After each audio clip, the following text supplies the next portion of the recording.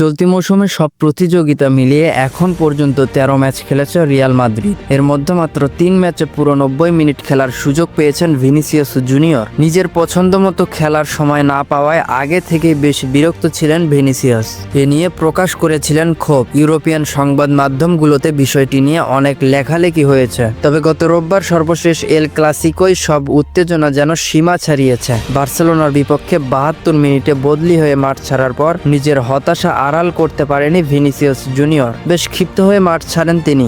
ম্যাচের পর এই ঘটনা এখনো রিয়াল শিবিরে আলোচনার কেন্দ্রে। যদিও এই ঘটনায় ভিনিসিয়াসকে কোনো শাস্তি না দেওয়ার সিদ্ধান্ত নিয়েছে রিয়াল কর্তৃপক্ষ।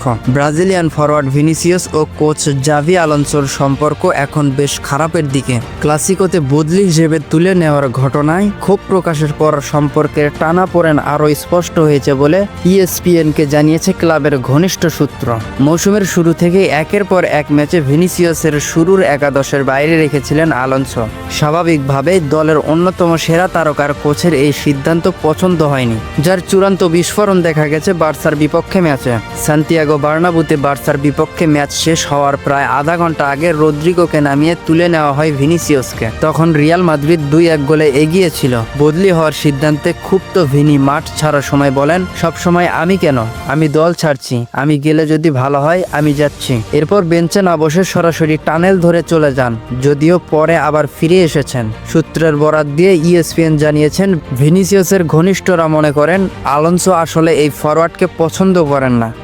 রিয়ালের সঙ্গে ২০২৭ সাল পর্যন্ত ভিনিসিয়াসের বর্তমান চুক্তির মেয়াদ থাকলেও এর মধ্যে নতুন চুক্তির গুঞ্জন উঠেছে এবং সেই প্রক্রিয়া থেমে আছে। ইএসপিএন আরও জানিয়েছে, আলোনসো ও ভিনিসিয়াসের সম্পর্ক পুরোপুরি ভেঙে না পড়লেও ক্ষতিগ্রস্ত হয়েছে।